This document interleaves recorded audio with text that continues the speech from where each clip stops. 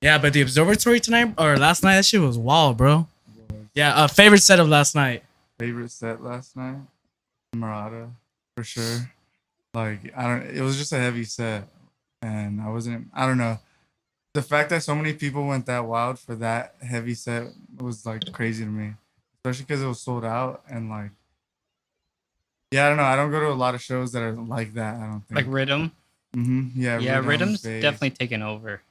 Yeah, definitely. Like a couple years ago, it definitely wasn't like this. I want to say like 3-4 years ago, like is when it started picking up a lot. Yeah, like it was just barely picking up, but now it's just a monster of a market now. Like I'm really impressed by like the growth of rhythm and dubstep, at least here in Southern California, because like overseas in London, like that's like a lot more trending, a lot more popular for sure. Yeah. And on the East Coast, it's been like really popular for a long time. Yeah. Has it really? Yeah, we used to live in Boston, and dubstep was like the main. Yeah. No way. Boston Red Sox, homie. That's like the main like subgenre that people would really get into. Yeah. Oh, wow. I mean, I guess just because the weather, cold all the time, fucking like minus 10 degrees. Everyone's in their fucking basements and shit. All right. I mean, that's a good They way just to want get to like warm, mosh right? it out, headbang it out, warm up. Is Exactly. That Exactly. That's funny. So both of you two are from Boston? No. No, that's where we met. Oh, that's where you both met. Yeah. Okay, so where are you from? Miami. Originally? Miami. Okay. Oh, nice. And then you're from Boston, or you No. met there? I'm from Pennsylvania. Oh wow, all right. Eldersville.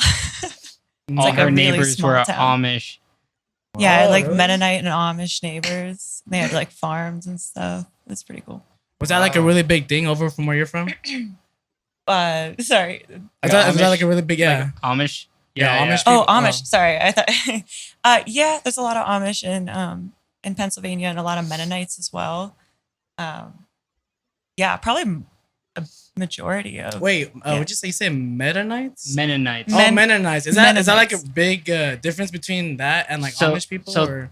So with the Amish people, you know they don't use like electricity or anything like that at all. Yeah, nothing like. They ain't doing podcasts for sure. No. They're fucking churning butter. and Right, shit. like yeah, for sure. Yeah, but And Mennonites, I call them like modern Amish. Like they have all the modern conveniences like cars, electricity, things like that. But a lot of the belief systems are the same, and like the way they dress, it's pretty similar. They make a lot of their own like clothes, grow their own food, and like live off the land kind of thing, but also religious too. yeah, a little more just It's just they're modern Amish. Yeah. It's just what I nickname them. What took you guys to Boston? music school. Yeah. Music school. Okay. Yeah. So you guys met, I'm guessing there at music school? Yeah, we met at Berkeley School of Music. Yeah. We were both studying like electronic music production. Okay. Yeah. Yeah, we were in the lobby. I was like doing work on my laptop, and I like looked up and I saw this weirdo staring at me, and I was like, "What? Who is this?" Yeah, it was one of those like I really wanted to talk to her, but I was kind of like pacing back and forth, thinking like, all right, you're gonna say this. No, you're gonna say this. He was like pacing the room and kept looking at me. I was like mean mugging him. I was just like giving him like, giving him mean looks, and he still came over and sat next to me and was like, he like took a deep breath. He's like, "Hi, I'm Dewey." I was like, "Hey," and like that day we went and hung out and we started making music. Yeah. Oh, wow. Immediately. And Basically kind the of same day. never stopped like hanging out and never stopped making music. Yeah. My family has a joke that Heather came over and never left. Oh wow. Because I tried to at one point because I was like, I'm overstaying my welcome. I was like there like for a while and I was leaving and he's like, "Where are you going?" I'm like, "I'm going home. I've been here like probably too long." And he's like, "Why?" I was like, "All right, I won't leave then." Yeah. And now we're married and we make music together. Congratulations. Thanks. Thank you. Yeah, we got married in June. Oh, So really? like just this year. Or Oh, I so it's guess about to be a year in a couple months. Yeah. Oh wow. Yeah. Yep. Of Yep. marriage. Congrats. Thank you. Thanks. And so, when you guys met initially, what type of music were you guys like making, like style, genre wise? You are all over the place. Yeah. So I guess. Eflorem is definitely made a lot of turns. Yeah. Individually, so like before we made Eflorem, I was mainly doing like dubstep, but like old UK like Scream, Benga, Digital Mystics, Okay. yeah, that type of stuff. Yeah. Yeah, we both started making dubstep individually. But then when we got together and started making music, it did start out with dubstep for sure. It was kind of like Scream, Benga, that kind of Yeah, style. like the more like chill type of dubstep vibe. Hmm. And then We started getting into I remember we started getting into like disco house at one point. yeah, and, we're doing like disco house. psytrance. Yeah, we even tried to like combine the two. Hmm. What That did didn't- we? That'll happen for sure. It did not work. I mean, maybe just because of we just weren't there yet as producers, that the music just, I don't know, I guess it just didn't sound great. So we're like, nah, maybe we need to change it up, you know? But like, do you feel like the idea didn't go to its full fruition because of like you feel that like your skill level was at the time, or Yeah, I mean, like we were still in school, so we Oh, had right, this okay. mindset of, oh, we're forever learning, and we are always Facts. learning. But Mhm. I feel like at the time we kind of, I don't know, maybe we doubted ourselves a little bit when it came to that kind of stuff. But as we kept going and kept making music, we're like, oh shit, like I don't know what we're doing now. Yeah. And then, yeah, after the whole like disco house psytrance thing, that's when we discovered bass house. Yeah, and we fell in love with it immediately. Or at least what the East Coast newest newest house. bass house, because we found out when we moved here, it's totally different. Yeah, like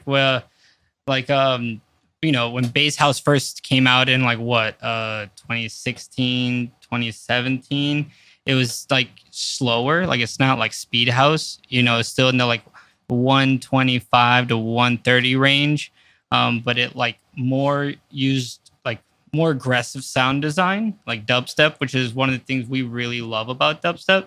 Is just like how crazy the sound design can get.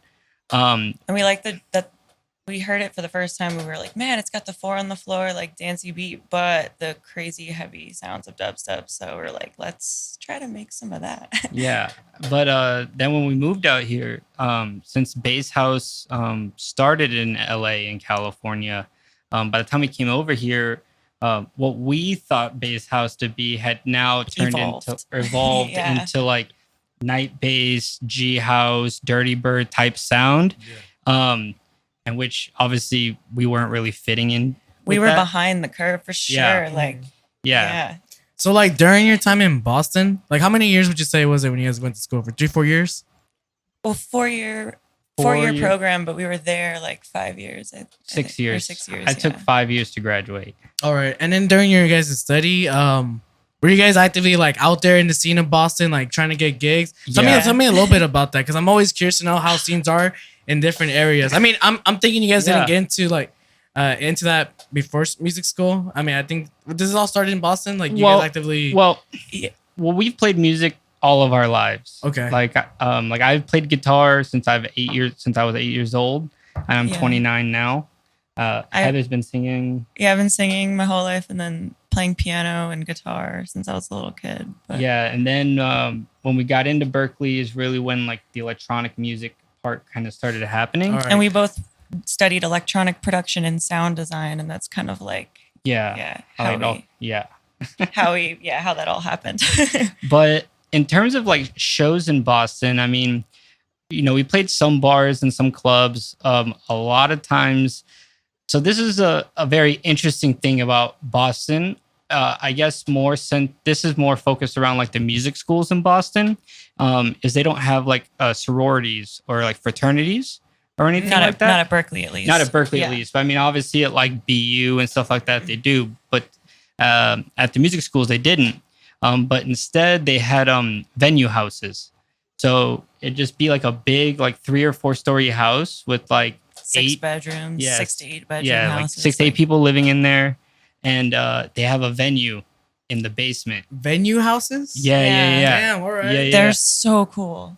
Like They're amazing. Like best parties, best Yeah. shows. yeah, they'd range from like, you know, certain houses would only do punk shows. Some would be more like hipster folk punk type stuff. I don't know why I'm getting like that Monsters University like vibe. Where like they're Yeah. all right there, like it's like Yeah. a bunch of floors and shit. I don't know. So like the area we lived in Boston is called Allston. Mhm. Or they in Boston they call it Rat City.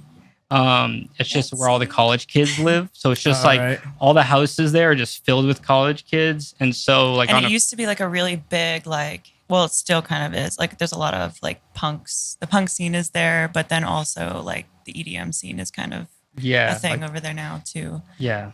But yeah, like a lot of the punk houses would hold EDM shows, which was interesting. Like we played one is a venue called the Rat's Nest, and that was probably one of the most fun shows we've ever played. Yeah, it was like a 4-story house packed. Like you couldn't even walk through. Like there had to have been It was hot. at least like 300-400 people inside this 4-story house and in this Okay. basement. And oh man, that was insane. I remember there were people like so it's obviously it's in the basement, so there's like exposed piping and shit. And there's like people sitting there like shaking off the Oh, piping. like and hanging off stuff. of pipes and stuff. Yeah. Yep. Yeah. That was crazy. Yeah. No, that shit was wild then. Yeah. Sure. Yeah. Especially, like, at our age in college, we're like, this is a crazy show. Yeah. And then we started getting into more, I guess, like professional shows. Shortly after that, we started playing with TIGHTCREW.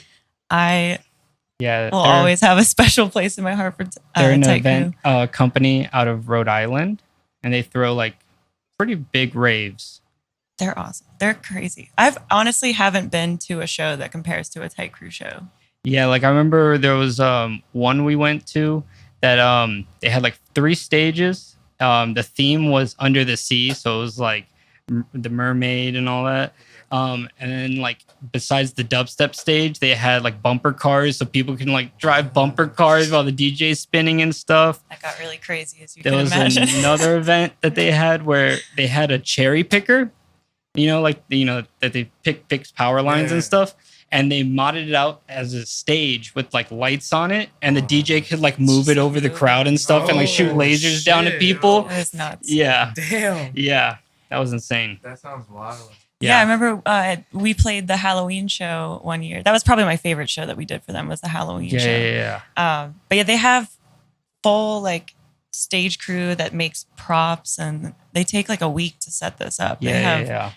these insane like handmade props, and a lot of them they're like powered with Arduinos and like Yeah. move and stuff, and Reactive and stuff. They have pretty like impressive. yeah, like besides the like actual event page, then they have like the street team page where they're like, come meet and Yeah. we're all make stuff for this event and you can come in for free to the Cool. event if you helped, So it was like a very big community thing. It was very interactive and stuff like that. Yeah. With the community. I think that's really cool. Yeah. That's like Yeah. a way to give back to the attendees and stuff, Mhm. you know?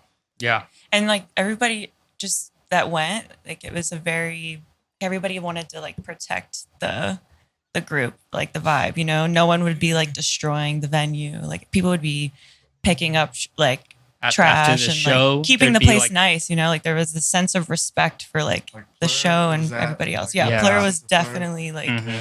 the mindset. And if someone didn't have that mindset, they were thrown out. So Oh, yeah. But there was always every once in a while they call them DJ fire alarm, where I guess there was always some God. person that would always pull the fire alarm at every event. and they started calling it DJ Fire Alarm. Yeah, It DJ. was the bane of everybody's existence, but Because everyone had to like walk outside and then sit outside for like 30 minutes while the Yeah. fire department showed up, and then you just get to go back inside. And, like, Damn. it's one of those things we hated, but I guess you have to make a joke about it because what else are you going to do? You can't stop people from doing Exactly. it. Well, I'll tell you what. If that didn't happen, it didn't happen. exactly. You know what I'm saying? It Exactly. didn't happen. Now you got a cool story to talk about it on a podcast. Right? Right? Yeah, yeah. Right? And then the scene out there in Boston, was it more house? Was it more like dubstepy? What did you guys think? I would say dubstep and drum and bass Drum and are bass. like the things. In like the city of Boston, Boston, yeah. If yeah. you venture out like Providence and like that area, then it kind of you can Yeah. get when a you- little more variety, I would say. Yeah. But the one Like thing I will TIGHTCREW was always variety Yeah, for sure. TIGHTCREW is always variety. The one thing I will say with Boston, and I mean, it's been like 3 or 4 years since we've lived there, but the issue there is really like getting shows, just because in terms of like regular like venues and clubs, there's not a whole lot, at least in terms of like ones that want EDM. There's like, Okay, that makes sense. there's like maybe 3, maybe 4. And I mean, I know COVID didn't help. I know at least 1 or 2 of them closed because of COVID. There was like Middle East. Yeah, which Middle I'm pretty East. sure that is that the one that closed. Yeah, that's one that closed. Then Phoenix there's Wonder Landing, Bar. Wonder Bar. And House of Blues, but I mean, House of Blues was for like big events. Big, yeah, you have to be like on So, tour, you know. like Excision would come there. And Yeah, exactly. that was insane. Yeah, but you know, because of that, the how little amount of venues there are and the amount of artists that there are, there's hardcore competition, like big time competition. All right. That unless you're like with one of the big crews, it's kind of a little difficult, you know. Unless you like finagle your way by like going to a bunch of their shows and talking to their A&R or whatever, you know. I guess it's, you know, you do that anywhere, but when it is a smaller area, yeah, it does make it a little I bit will more say that competitive. there's definitely, especially with venues in a lot of cities, there's definitely a lot of influence between a particular entity or person between venue owners and Oh yeah, like for there's sure. definitely a lot of like politics going in the back saying that oh like Always. what kind of shows should we be having or oh hey this person's hitting me up they want to do a show do you know them or you know it gets like Yeah. Right. it can get very messy Oh yeah, and it it's can just get very like clicky. that's for the sure. ugly side of the I guess music industry that not Yeah. many people have either haven't experienced or just they don't want to know about that shit but Yeah. that plays a big part you know like people in the back they're just like puppeteering like all right like this month you know we're just gonna be doing this type of shows or for this month we're only gonna have this organization Mhm. curate the shows for Mhm. us and yada yada yada. Because I think Yeah. the thing that a lot of people don't realize, or, I mean, I guess maybe they do realize, but they don't want to really accept it, is like at the end of the day, it's still a business. Right. Like it's the music business. It's not making friend fun time. You know what I mean? Like Yeah, it's there- like that just kind of comes with it. The clickiness, and maybe someone doesn't like you, and maybe they have a little more clout, and they kind of push you out. You know, like that's commonplace. You know. Yeah, I mean, it's at tough that to point- navigate. That's for sure. It is. Yeah, It at is. that point, it's just you just gotta keep working and pushing through it, and Mhm. hoping you find the opportunity where you need to get. You Yeah. know? In terms of the scene out there in Boston, how let's compare it to California. How big is the scene there, like compared out here? Do you think out there it's a place where you could go out there and be like, all right, I want to become an EDM producer. That's where I need to go, or no? No. You can get You pretty can do popular it, there, but but yeah, I feel like I- eventually you'd have to move here. yeah, there's that. Like that's kind of the reason why we ended up moving. You know, Yeah. like if for at least for us and like us doing the music that we do, it was kind of like we knew that there was going to be a glass ceiling or more like a concrete ceiling, not even Yeah. like a glass ceiling Mhm. in Boston. And we knew we had to go somewhere where there's like more music happening, more like open-mindedness to different styles and Mhm. stuff. More of- So yeah. what's the so I'm guessing you guys both aren't from Boston, right? You Mhm. guys went there from smaller state, I'm guessing, that didn't have much of a scene like that. You Well, can go first. Okay. Yeah, there was like no scene where I was from. So, I mean, I was about an hour away from Pittsburgh, and I'm sure there is. I mean, there is an EDM scene in Pittsburgh, but I never experienced it because by the time I, left for like in high school, I was just starting to kind of get into it, and then I went to college and then decided to study it. But yeah, I never got to experience the Pittsburgh scene. But I do have a couple friends that I went to school with who've stayed there, and I see that they are like always going to raves. So there's definitely a scene. I just haven't. Yeah, just an experience. At least not in Eldersville, I would love Pennsylvania. to. That's why I want to book a show. I want to try to book a show there so I can go back to where I live and Yeah. see what it's all about. Put them on game, you know. Yeah, no. But Maybe and see then- a couple of my high school friends in the crowd, like, what up?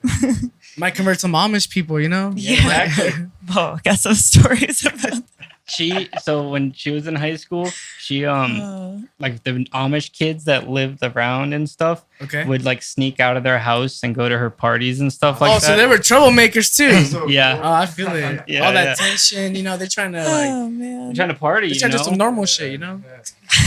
Yeah, I mean, if you got to work the fields all day, you know, like I'm gonna fuck make some that, people you know? mad. Allegedly. And Allegedly. then- allegedly. And then for me, like I'm from Miami, Florida, so Okay. like obviously there's a huge EDM scene there. I lived across the street from Ultra Music Festival most of my life, you know. And yeah, I mean, there's a big EDM scene, but I would say the Miami EDM scene is very mainstream. Okay, so Is it like Pitbull mainstream? I want to say it's like It can club be. scene, right? It can be like, yeah, either you need to be doing like some top 40, like you know, Avicii, oh my goodness. Or like club mixes. Yeah, like club EDM mixes and records. stuff. Yeah. And if it's not that, then it needs to be like some type of like Latin influence EDM. There is like a rave scene in Miami and stuff, and they're very much about rhythm. Rhythm's like a big thing for them for sure. But the raves there are actually really cool. Yeah, we played a show there once. It was fun. And we didn't play well, we played probably some dubstep, but we played mostly bass house. Yeah, but At Dub Day Monday. Yeah, which that's was the a show. dubstep show. Yeah, we played bass house at a dubstep show. Yep. It was a lot of fun though. We put a little bit of dubstep in there though. Yeah. You It had was to appease fine. the crowd. No, they loved it. It was good. The crowd was crazy. Yeah. Miami goes hard. I love Miami. Yeah. That's a party over there. Yeah. Awesome. So, so your next move was Boston. Then you guys moved to California, Yeah. We Yeah. moved to Sherman Oaks. Sherman Oaks. So, Yeah. what was like that big decision for you guys? Like, 'cause I know moving to California seemed like like a big thing for a lot of people. So we before the move, you know, she had graduated. She waited my last year, for me to graduate. During that year, we were kind of stuck between LA, New York, or like London or Berlin. You know, we opted against going to Europe just because, like, that's a lot of money, man. You know, you have to move everything and, you know, And it's such a drastic. yeah, and you have the Change. artist visa and all that, you know. So, and then we opted against New York. One reason, Heather hates the cold. Well, yeah. But I distinctly another remember that being reason, the point. Like, it's too cold. another reason, it's like you kind of have to have like 10 roommates and like Yeah. 3 jobs to be able to survive there. So 'cause- getting there like would be easy. Obviously, be like a 4-hour drive to move there, but Like, the just adjustment would be huge. Won't even have time to make music. Exactly. To be honest. Yeah, because we Yeah. have a couple of friends who live in New York, and they literally don't do music anymore because all they do is work. Yeah. And we actually saw that firsthand. We like went to visit one of our friends because we were meeting with this like company to make music for a video game. Oh yeah. And yeah, he let us crash at his house, and yeah, we just saw that he wasn't really making music anymore because he was just working so much. And we were like, man, like I really don't want that to happen. Like I'd like to. Yeah, that was definitely like that trip was like, yeah, I don't know if New York is going to be the call. Love New York. Yeah. But yeah, so I think we just decided, fuck it, you know, let's just do LA. And we just packed up our shit and drove across the country, you know. And I always thought the West Coast was beautiful. Like I had visited different states over Yeah. here, And also, including California. and I but thought it definitely was love like beautiful. the like mentality, you know, like out here people are definitely friendlier, a little nicer than the East Coast. I bet. On the East Coast, people don't spare your feelings. They'll tell you point blank. They are honest though. Yeah. Very blunt. It's like I feel like over here, because people are trying to be nice, sometimes people can be unintentionally fake. Okay. You know, but on the East Coast, it's like they come off as like really fucking rude because they're so honest and they don't care like if they hurt your feelings. So it's like one extreme or the other, you know? Yeah. It's like, would you Yeah. rather? Would you rather be told point blank, no, I don't want to? Or would you rather be told, oh, you know, maybe we'll do it. And then like a month goes by and they don't pick up your text But, or hey, anything. that's true though. That shit happens a lot. Yeah. We both see it firsthand. Even over here, it's a more of a nice, friendlier, like I don't want to say no, but hey, bro, I'm sick, or or maybe next time, or I don't know, whatever. Maybe in the East Coast, like, nah, Yeah, You might that's be it. like- exactly. That's it. You might be like, look at my art. And over here, they'd be like, oh, that's interesting. Yeah. On the East Coast, they'd be like, that's fucking stupid. Like, it's just like, It's like, thank you, I guess. Sometimes you gotta respect honesty. You know? Exactly. Yeah. I kind of do love the more blunt. I lean more towards that. I can't really do it. I did that when I first moved here. I was very, very blunt all the time, and that got me in trouble. So I had to kind of adjust. I just like to know But where I like, stand. yeah, I'm like, you can just, I show somebody a track I'm working on and I'm like, rip it apart. Like, I want you to crush my soul. Cause like, that's how I'll get better. Mm-hmm. Like, I don't want them to be like, oh, that's nice. Like, I want you to tell me what you don't like about it. You Yep. know? Now that you two are talking about this, I think the next time I ask for music feedback, I'm gonna make sure that person's from the East Coast. I'm gonna stop sending music to people from the West Coast from here on out. All right? I'm just strictly now East Coast. All right, Check it. They'll let you know the truth. They'll let me know the truth for sure. Yeah. I feel like now we've gotten a balance because our friends will ask us for critiques and we're honest about what we don't like, but we say it in a nice way. Yeah. I was about to say there's two types of moods in honesty. There's a rude honesty, and then there's like the friendly honesty, like the California honesty. Like, oh yeah, Yes. maybe next week, like Yeah. oh, like I think you should like do this with the kick. East Coast, nah, this kick is ass. You know, like there's just like that two different. Yeah. Now contexts we of do honesty. the compliment sandwich. You Yes. know, tell you something we like, tell you something we don't like, tell you something we like. You know, Compliment sandwich works every time. exactly. It works. Yeah, but how's California be treating both of you two? Good. You guys been out there, actively like going to these shows, trying to pick up shows. I know you guys have been making music. Yeah. Bass house, speed house. I'm Yeah. really liking the direction you two are going with that. Thank you. Thanks. Yeah, It's been, well, we moved out here and we basically had a year of experiencing the scene and then COVID hit. And so then we spent basically the 2 whole years. next year, however long Yeah. I don't even know how long that lockdown was. Yeah. So yeah, we got like a intro to it and then got locked Shut down. and now we're kind of getting back out. Yeah. But for us, COVID was kind of necessary, at least for our brand. In terms of going back to like we moved out here, we thought we were like these bass house artists. But bass house had kind of evolved into something else out here. And so for the first year, we kept kind of hitting this wall of everyone would show our music to and be like, oh yeah, we're bass house artists, blah, blah. And they're like, this isn't bass house. Or like, this is too crazy for bass house, And so that was kind of an issue we had. We're like, well, People in LA were telling you that? Yeah, we got told our music was too hectic, I think was the word used. Yeah, too hectic. That's interesting. At one point, Yeah. And so we were right before quarantine happened. We were kind of like, we just kind of had this existential crisis moment of like, then what are we? Like we thought we were this, and we've like pushed it for so hard, and in Boston it worked, but now we're out here and everyone's like, nah, like this isn't what it is. And we're like, shit, But who are these people though telling you that it isn't what it is? I feel like that's important. Like, yeah. Is it just some people off the streets? I don't want to telling you name that, or- drop. I don't want to name drop. I don't want to name drop. But are they like credible Generalize. and like they're I'd say credible 50-50. in like their and like what you guys are making? Because I feel like that's important. Like, Well, they definitely like a dubstep producer can't just be like they don't oh, make the that's type of just music hectic. we make. Okay. Yeah. Sure. Okay, so that's a factor. Exactly. No, so They're But- part of a crew, but it's that's But- about as far as I'll go. Yeah. But then have you guys heard of House of Panda? oh yeah, it's like yeah. Yeah, so he's like the dude who basically really got Speed House to like where it is now. Him and Tommy Sunshine. Yeah. Because House of Panda has a label under Brooklyn Fire, which is Tommy Sunshine's label, called Speed House Movement. All right.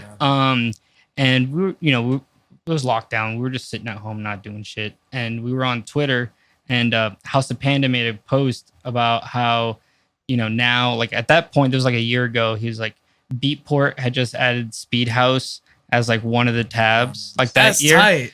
And was talking about like his history and how when he started out, everyone told him he was too crazy. It was too out there, too weird. And like that resonated with us. We were like, that aligns With perfectly. us, like 100%. Yeah. And so that's when we hit up House of Panda and we kind of told them our story and kind of, said the same thing. People have said we sound too weird, too crazy. But check out our stuff. What do you think? And he fell in love with it, I guess, because we sent him one song and he was like, I love it. I'm putting out a compilation. We sent him a second one. He's like, fuck the compilation. We're just going to put out an EP for you guys right now. And so that's when it was like in 48 hours or something like that. With sending it. And we were like, holy crap, like the stars aligned. And so that's when we kind of realized, like, we're speed house artists. That's what we are for sure. Those tracks was at the Fire and Breathe. Yeah, the Breathe Fire EP. Breathe Fire EP. Yeah. He came up. He was like, "Let's call it the Breathe Fire EP." I was like, "I like it." Yeah. Those tracks are fire. Let me just Thank you. That Thank you. Super fire. No pun intended. The vocalist on that is this dude. The vocalist on those two records is this dude LB1990X, and he's like an up and coming rapper. He's amazing. We had hit him up to just like lay down some tracks. He walked in the studio and just in 30 minutes laid all that down. Quick. I mean, he can just off the dome pump out a amazing. Yeah. Yeah. It's nuts. Yeah, that guy is he's awesome. So again, you guys say you're bass house producers, but Speed house. So now we started as bass house, and then for sure. Yeah, because so we kind of took the idea of like the sound that we already kind of had for bass house, but then ramped it up to like 150. So started adding like the donks. And so all you guys were making bass house. They're calling it crazy, and then you guys were like, "Well, fuck it, let's make it more crazier." Yeah, and let's stamp it up 140, 150. And now you guys doubled down. Yeah, we That's happened. That's it's kind of our style. Yeah, kind of our style to double down. Because there was I'll show you crazy. In Boston, there was this dude who had gotten in contact with us after a show, and he wanted to be our manager. But his one stipulation was we had to change the name of Eflorem. He's like, it doesn't sound plural. It doesn't make sense. He's like, people are gonna misspell it, mispronounce it. Like, you need to change it. And we just told him flat out, like, no, that's not negotiable. Like, that is like one of the few non-negotiables. Like, we will not change the name. And so we were just like, I don't think we want you to be our manager if you're like off the bat telling us to change our name. Because you're clearly not getting the vibe. Yeah, you're not getting it. Yeah. And I feel like it's better to have like a unique name just for search results. When someone types in Eflorem, they're gonna you guys are gonna pop up and nothing else. Yeah. But then the whole argument, he was like, "Oh, it doesn't sound plural. Like, how many duos out there that Cruella? That's not a plural name, but there's 2 or 3 people destroyed. 3 people, like Swedish House Mafia. It does not make sense to me. Yeah, I don't know. But yeah, we doubled down on it. We like obviously altered some of our sound a little bit, like because with Speed House, one of the driving forces of the beat is that donk bass. But then when we started figuring out how, I don't know, just like how hyper and energetic that sounded, we were like, we're gonna use this a lot. Yeah. And that style definitely just like we realized it was like a perfect fit, and we didn't realize that for a long time. Yeah. And it also is perfect because like since it is already like 140, 150, going back and forth between a dubstep track and speed house track, really easy. Yeah. Oh yeah, we'll put like dubstep and like trap breakdowns and stuff like that too. Yeah. So it all works out, You can really like mix genres, or at least those 2 genres really well. Freedom to go back to some of like the other stuff you really like to produce. Yeah, because that tempo range, like a lot of genres sit in that 140, 150. Yeah. You got Speed House, obviously conquering that whole BPM range. Then you got dubstep, trap, Riddim, just a bunch future Riddim now. Yeah, there you go. It's a bunch. What BPM do you guys typically like to say that when you guys are making music? 150. 150. All right, Yeah, we'll 150. Okay. Keep it 150. Hell yeah. Yeah. I think the last like 10 songs we've made have been at 150. Yeah, I listen to our old stuff sometimes. It was at 130, and I'm like, it sounds so slow. Oh my It sounds god! so slow now. Like, what the hell? Like it really does. To me, it sounds like it's in slow motion, but it's just because I'm so used to hearing 150 all the time. Yeah. Especially like now with 4 on the floor at 150 all the time. I'm like, that's just what I guess I'm used to. What really got us into that genre, we did like House of Panda, obviously, and then Alert. I remember like we started listening to them, and then we just like That's Yeah. like all we listened to Yeah. for And like Ricky a while. West as And well. Ricky West. Ricky West is a familiar name. Yeah, I love Ricky West. He's so good. Yeah, Alert was like Alert. I remember that was my cardio music at the gym. I'd Alert. be sprinting to some Yeah, Alert. Did you have like Alert and Joyride, you I know? feel like you have to sprint to that music, you know? Yeah. He'll get your heart like beating so Going, fast. yeah. See, that's the weird thing. Like, I hate listening to music when I work out. Really? Yeah. I don't That's can't relate. interesting. She every time she's looking at me So like, do you listen to like? What do you listen to? Anything or podcasts or? I watch the TV. That's all. Oh, The hey, silent yeah. TV. The silent TV. Yeah, that's what's happening in my town right You now. read the subtitles? Yeah, that's exactly what I do. I mean, you're probably informed with the local news and shit. Like, you know, you No, don't know. because He's like, watching like the- ridiculousness on MTV. Yeah. Well, and, the like- only news station they have is Fox News, and I'm not gonna nah, sit there and figured. watch that. Nah, I feel it. No, but that'd be tight. Watching ridiculousness, and then you're hitting your, you know, your curls. You know, getting in your biceps, Getting and some triceps. laughs in Yeah, at I the feel same that. time. You know. What happens if you're like mid-rep and something funny happens and then that's That's dangerous. dangerous. A little That dangerous is. Yeah, yeah. You I might have to drop try and the weight hold on it your in, toe. like. "Ah!" holding the laugh. That's funny. That's funny. Yeah, I love sprinting to some Speed House. Yeah, every time she's like, "You Nice. want headphones?" No. She's like, "You're fucking crazy." I'm like, why? I need music to work out. If Same. I forgot my headphones, I'd be like, this isn't happening. I I'm feel just like going if, home. if I hear my own breath, I can't do it. I need the headphones to I never thought I would share that with somebody. Really? That's how you. Yeah, that's exactly. I feel how the same way. I can't do it. It Fuck, I'm freaks me hearing my out. breath. It makes me get more tired quicker. I'm like, am I tired? Am I breathing hard because I'm tired? I think True. I'm tired. I gotta stop. Yeah, I got the breath thing too. Wow, that's funny. Yeah. So, question: what DAW do you guys produce off of? Ableton. Ableton. Oh wow! Is that an Ableton shit. tattoo? Hey, show it to the God camera real quick. damn. Hold up. That's an Ableton. Right here. Oh, Wow. look at that. Yo. Ableton gang. Oh my God. God Yeah, we damn. got these right before we moved Yeah. to LA. I'm not even gonna ask what you guys' favorite program to produce on, honestly. Like, that's honestly already right there. And then we Oh my use Pro God. Tools That's as the well, first. but Yeah, Pro we Tools use is Pro for Tools audio to record, post production right? and stuff. Yeah. Like if we're working on commercials and stuff like that, like sound design and Foley and all that, we do Pro Tools. But Okay. for like song creation, Ableton. I wonder if you've seen any of our commercials that we did sound for. Well, now I'm interested. What are some commercials you guys done? Are you a history buff or a Discovery Channel guy? Okay, you probably Like we did a commercial for Mountain Men, Okay. American Pickers. Mm-hmm. We And then we did like 6 idents for Discovery Channel. And ident is like where they show the channel that you're watching and you hear the sound that goes with the logo. Yeah. So there would be like a whole scene, like an animated scene set, and we'd have to put the sound Sound, to that, yeah. and then at the end have it lead into the ident, and we had to like make the ident sound. when the That's logo. crazy. Like- I went to audio production school as well, college for that too. Heck yeah. And during a class, they made us do that. They would give us like a clip, so and we would have to fun. put sound design behind it. Yeah. And stuff Did like you that. love it? Like, It was fun. It was real interesting. I was like, okay, wow, I'm really making the experience. I'm making you guys feel the Mhm. experience with the sound rather than just seeing it. Yes. It's like, wow. The creativity is used differently, you know, Mhm. Yeah. because now you're just trying to like use sounds to like tell a story, like juxtaposed to like what the person's seeing, you know. and you can And- really change the mood of the whole scene depending on what sounds you Sounds. use. Or It's songs, crazy. you know. You could make a scene from a comedy look like a scene, or sound like, I should say, a scene from a Something horror sad or film, just something, depending yeah. on what you use. Like, That reminds me of an assignment I had in school because we went to we we both went to the same school. audio school. Mhm.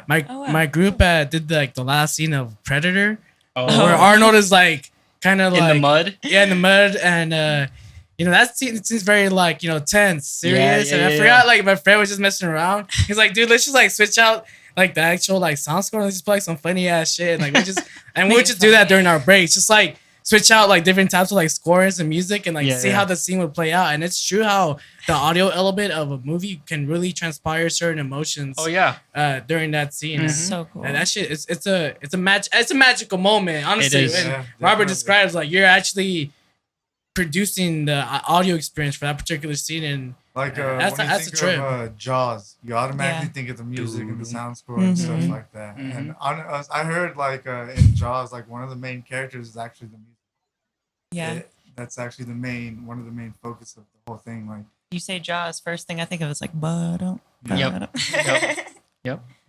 Sometimes the song or the sound is like more like immortalized than like the concept or the movie itself, you know?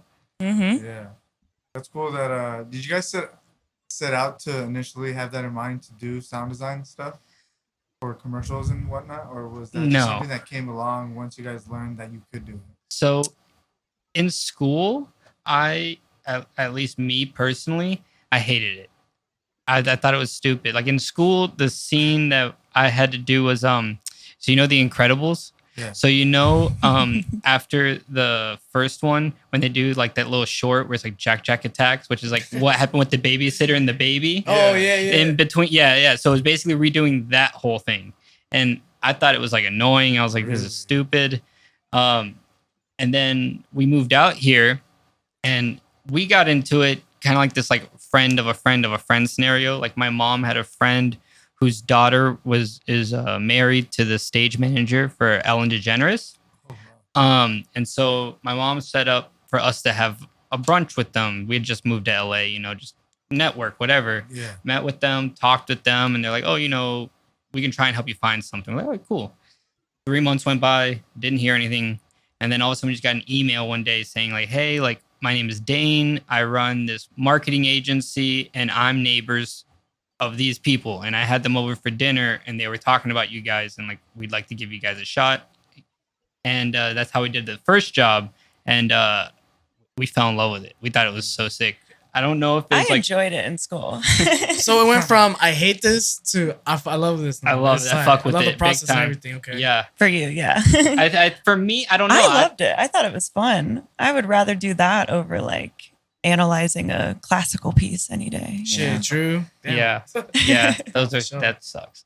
Is that what? Is that some of the stuff that you were going through, like in Berkeley? Is that some of the classes you have to go? Like, Yeah, Everyone has to everyone. take because I would think like the school of like Berkeley for music, like that, like shit. I'm like honored to be like in you guys. Oh my God. Like that's what I feel like when people think, oh, I went to Berkeley. Like I'm like, damn, like I went to San Bernardino. Shit, like It's all good though. You know, It's all it's good. what you. It's not where you go, and it's what Yeah, you it's what make you- of It's the it. experience you take out of it. Yeah, exactly. Like it's Because what I've you seen put into people it. go you to know? Berkeley and not use any of it. So like, Yeah. See, yeah.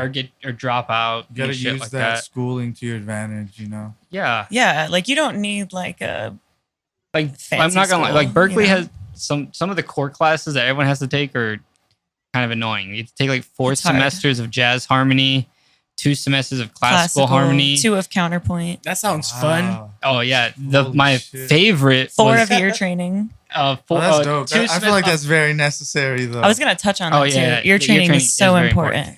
That one I will say like yeah, but like the jazz harmony stuff, it's like yeah, it's cool, but I don't know when I'm gonna use like a diminished seventh or like Yeah. a borrowed. Jazz harmony made me want to cry. It just, I dreaded it. Yeah, no, I love jazz. Don't like studying it. the class I really hated was conducting. Oh, You guys had to learn how to Big conduct. oof. 2 semesters of What? conducting. Yeah. So I'm not like very musically intelligent. Don't say Like don't say that, that, man. but- Don't put yourself I'm down. sure man. you are. No, well, like I'm sure you are. Okay, I'm not saying it because you guys obviously went to a prestigious music school, so that's where I see that. I feel so pinky up right now. I know. No, but like, but that brings me to the question of like, because you mentioned ear training, and I just want to kind of Yeah. touch on that. That way, our audience right here at Lose the Tempo, like, I feel Yeah. that's important. Yeah. I just feel like, She's I think amazing that at it. people- I'm okay at it. You're well, it's training. probably because I was singing from a young age. And like, I feel like when you naturally can sing, your ears you use your ear a lot because Yeah. you have to. But I feel like in electronic production, like sometimes it can be overlooked or people don't really think about how much you have to use your ear, I guess I should say. Mhm. It's not necessarily overlooked, but yeah, I think like a production tip would be like not only like listen to a lot of music, not just the type of music you want to make, but just listen to a lot of music and then practice like trying to, I wouldn't say emulate what you hear, but it's a good, like a practice that I do is like I'll hear a melody and then like go to a piano and like Play it. and try to, and play it. And even if you don't know how to play piano, you could sit there and like tap the notes until your ear finds it and matches it. And like things like that just really just make it so much easier to, like, now I could hear like a chord progression and I could sit there in about like 30 minutes and write you like 10 different melody options, like really quick. Yeah. So it's like, I think ear practicing, ear training definitely helps with like, not even just with melody though. Yeah, not just with melody. I think ear training helps with just getting your ideas out from here and like out into the world, whether it be like on a DAW or if you're composing, you're doing it on sheet music, like that's where it really helps. Because you can have an idea, but you have to be able to, it's so hard to explain what I mean, but I mean, it's like converting it from like the thought to the actual like sound. Yeah. I mean, that's your ear. Definitely probably the hardest part about music is like knowing how to translate what's in your head out into like the world, And I feel like I give like so much respect for actual like musician band players and stuff like that, because you could just, a lot of people that are in bands, you could just go into one of the recording sessions and one day they'll be like, all right, I was feeling like really E flat minor today, and everyone in the room understands what the fuck they're talking about, and I'm just like, damn, I understand what you're saying, but I don't comprehend really, but I get it. Well, for production, really for mixing and too, it's very important, like mixing, mastering. Yeah, well, using your ear. With the ear training, at least in mixing, is definitely for like just knowing how to hear problem frequencies to like fix it in a mix and stuff like that. Yeah. For sure. Like some of them are easy to hear because they're literally painful, but then you have some that you kind of learn like, oh, okay, from like 600 to like 700 range, that's like tends to have this really like boxy sound, and then like 10K and up is like really high pitch, like almost dog whistle type sound. Like you kind of learn to like, after a while of practicing those sort of things, you can like hear a mix and be like, cut like right there. Like there's too much mud, maybe 100 to 200 range. Like 200 to 300, and or like if there's too many of the same synths that are sitting in the same area, maybe you want to like clear it up or something like that. Mid-side EQ. Mid-side EQ. Yeah, there you go. Love it. All about it. Dang. So this is another question that I like to ask all the producers that we bring in here. And I want to get each of your guys' answer on this one. And there's no wrong or right answer for this. But what's your guys' favorite VST? Something that's always open in your guys' session. Something that's a go-to that you say, oh, I'm going to use this for this. We have the same So answer, we have the same answer. But also I would say that the answer is kind of shifting. It's shifting. Okay. Originally, Serum. All day. Serum. Vital is the one we're like really vibing right now. We tried messing around with still hardcore into both, I'd say. Yeah. I think with Vital, because it is close, it's kind of like this thing between Serum meets Phase Plant from Kilohertz, so I think maybe it's just exciting. But I don't know. I definitely like a lot of the sounds, or at least the quality of the sound that already comes out of Vital. And there are some features on Vital that you can't do on Serum. Yeah. Like whenever you're doing your, you can change like the start point of your LFO like way easier than you can. Yeah, because like in Serum, like if you make like a LFO sequence or whatever, and then you have to make the start point, but you have to be like in envelope for it to do the start point and stuff like that. With Vital, it's literally just like this little cursor thing. You just drag it side to side to wherever you want. It's just a little more user friendly for certain things, but it's pretty similar to Serum, I guess. In a lot of ways. A lot of people have been going to that lately. I've been hearing a lot of people speak more of Vital, right? Yeah, but I used to think it was Vital until I started watching a bunch of videos, and I was like, oh no, it's Vital. I'm the dummy. Do you think? Because I know for a while everyone was on like a massive wave, like for their main VST for synths. That was the OG one for me. Yeah, and then Serum came out, and then shifted to Serum. Do you think that'll be a next shift, or you just think that'll be just there? I'm still hanging on to Serum. I think Serum and Vital are gonna be Yeah. are gonna I don't be think, widely used, but yeah, I don't think Serum's going anywhere. Yeah, I don't think Serum's going anywhere. I think like where the big shift from like Massive to Serum really happened was like the wavetable aspect of it. You know, Gotcha. with Massive, it's just like basic sine square, you know, sawtooth.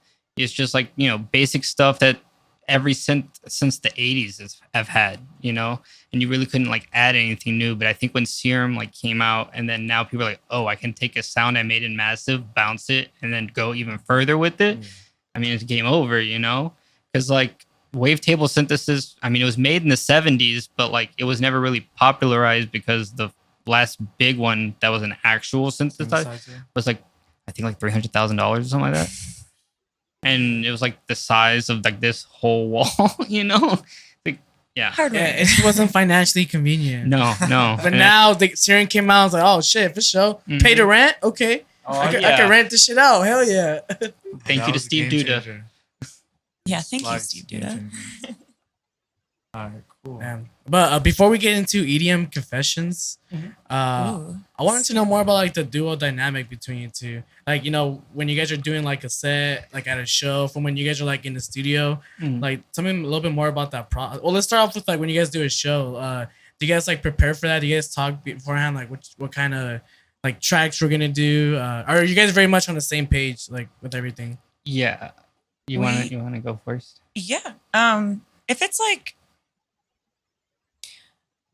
especially when we did like Tight Crew shows, those were like really big productions. I mean, we would kind of like for I don't know, like a month before, we'd really be selective about what songs we're picking and like really try to like create a story with the set. Yeah, so like definitely like planning went into it. Yeah, a lot of planning, and also like practicing all their transitions and everything, so it's like on point. Yeah, because if there's like a show that's like lights and stuff and visuals that are synced, then it's more planned. Yeah, it's planned and rehearsed for sure, like with the visuals and all that. But if it's like a house party or something, you know, we just kind of wing it, you know? Yeah, just kind of freestyle it, you know? Yeah. I mean, and then we used to talk a lot more live. Okay. Like when we we have old videos of us playing at those like punk houses and stuff, and we'd be recording ourselves, but the camera would be really, you know, close to us. We had like a little GoPro or something like that, and you could hear us like talking to each other, but like a lot, just communicating like what we were gonna do. And I think that's because we were, you know, still in the beginning stages of it. And now we don't even really have to talk. We're just vibing, and we already know kind of what the next person's going to do. But I think that's just like takes time. Yeah. Like between, two people. Yeah. Like now we talk if there's like, oh, we're going to change the vibe or something. And we're like, you know, like on our, you know, we have several USBs. Some of them are just like, it's like night bass high energy, bass house low energy, bass house high energy, and we're like, oh, like we want to bring it down a little bit, so maybe let's go to like our low energy like playlist and just start picking songs. Like, oh no, let's bring it back up, and we don't know to switch. Like when we're like reading the room. Yeah, exactly. That's good. There's like communication going on as he's performing. That's really good. So you said you have like a bunch of different playlists. So I'm curious, because you are duo, when you guys both like download music, do you guys just each drop the music into the playlist that you feel is, you know, say it's a speed house playlist, you'll listen to a speed house track, okay, we'll put it in this playlist, and then that's how it goes? Or yeah, we trust each other with that. Cool. Yeah, or there would be some days we'll just kind of like sit down and just listen to a bunch of tracks together and stuff, you know, kind of vet it, stuff like that. And it's interesting to understand like a duo's dynamic to like DJing and performing and stuff like that, because I could only relate to just me thinking about it in my head. It would kind of be like, for me, I'd feel like kind of odd trying to like get in sync at all the time with my decisions, because sometimes like it's on the fly for me, so I don't know how that works out for like a duo. So it's rare, I think, like what we. And I'm not being like romantic when I say this. Even just musically speaking, I think it is like rare what we have, because like I've seen people people try to collaborate, and I've seen it go horribly a lot of the time, or I feel like it's rare for. I think you rarely see like duos in EDM because it is really hard. Like it is really hard to find someone that you like vibe with and jive musical with soulmate. Like yeah. I mean, we happen to be in a married as well, but like there are people who aren't in relationships and they are collaborating, but they say that it's a lot like they're dating in a sense. Yeah. I mean, it's the same concept like when you're in a band, like you're like dating like 4 other people, basically, everyone wants to know where you are, when are we meeting, like you have a bunch of people, everyone's got to like keep track of everybody's like feelings about things and all that kind of stuff. I can only imagine like a full band. That would be really crazy. But I like our first few years, like figuring out the systems that we have now that work. Yeah. We butted heads like a good amount, but now we've like worked out the kinks. Yeah, we have certain systems and stuff. Because in the beginning we can be kind of, both of us can be kind of headstrong on our opinion about something. I mean that totally makes sense, though. And we've been making music together 9 years now. I would since say 2014. I would say the first 2 years, definitely there was a lot of times where we would just be like no in lockstep and not want to budge. That we would just be like, well, we're just not making music for today, and we'll come back to it tomorrow. Yeah, not forever. Just today. Just today. It's like we just need to kind of cool down because we're kind of getting a little too hot-headed right now. Everyone's pride's up in the air for sure. Exactly. I think learning how to. I wouldn't even. I guess compromise. Not really though. I guess in the beginning it is a lot of like give and take, a lot of compromise, but then you kind of develop into this unit over time. I don't even know how to explain it. It's especially like the live aspect, like playing live together. Trust is like the biggest thing. Oh my God. Yeah. Because like you just have to trust that like the person you're on stage with has got it, Like when we play live, like the way we think about, so we either do 2 and 2 or we do 4 and 4, depending on like, whatever, I don't know. Because 1 and 1, it's a lot of shuffling back and forth. Yeah. And so what we'll do is like while one is doing the transitions, the other one's like working on like hyping up the crowd and like running around and then, keep switching back and forth. So that's kind of how we view like switching off between the two. Mm-hmm. And we practice that. Like when we practice, at home, like just spinning, we'll like if I'm on the transition and he's just standing there, I'm like, you got to be hyping up the crowd, dude. Like what are you doing? We practice that because it's very important. You don't just want to be like, because I mean, deer in headlights. There's always something to be doing, Yeah, there's always something to be doing. It's kind of like when you're at work. It's the last 15 minutes. It's like you just ready to dip. Like you're ready to dip. Like your manager's like, nah, bro. There's always something to do. Like, right? If you can lean, it's like you can take out the trash. Go hype up aisle 8. Exactly. Right. Exactly. Yeah. So and then I guess for live as well. Like if we're on a setup that's like 4 CDJs. Usually one of us is on the left 2 and the other one, and we kind of like work like that, Yeah, we've done that kind of style. We call it all hands on deck. Yeah. So if we got like, a bunch of decks, kind of split them, and we're kind of both just doing transitions together, which that's actually harder in my opinion than doing. So yeah, that's like way harder. Yeah, or if someone's doing the transitions and one of us is controlling the effects and stuff. Mm-hmm. Yeah, I feel like not only do the tracks have to be in sync, like your guys' minds have to be in sync too. You guys are playing hand twister and shit. Like, we have pictures like pictures where hands are like this. Shit. And we're like kind of talking to each other. Like, that's so interesting. That's we're like, funny. That style is fun though. That's really fun. But it gets a little tiring because then the whole time it's all of us just like no one gets a break. No one gets a break. And it could definitely be tiring jumping, especially at Speed House for like an hour long. And it's hard to hype the crowd when you're doing that. I feel like if we were gonna keep doing because now we just do back to back most of the time. Mm-hmm. If we were gonna do the all hands on deck style, we'd need like an MC or something. Yeah. Just to It's really hard to hype when you're like playing Twister on. Exactly. Or both. You can head nod, I guess. Yeah, like neither one of us can grab a microphone and like talk or anything because we're both of our hands are like. You guys just gonna have to get headset mics or something. Yeah. Super 90s it, Right. Oh, I'm trying to remember the artist that we saw that she had the Wii Power Glove or the Nintendo Power Glove, but it was a MIDI controller. And she was like, she had a headset and was like singing and like controlling samples and stuff with their Power Glove. Like that's a throwback. Some Imogen Heap type shit. I know. I know. Facts.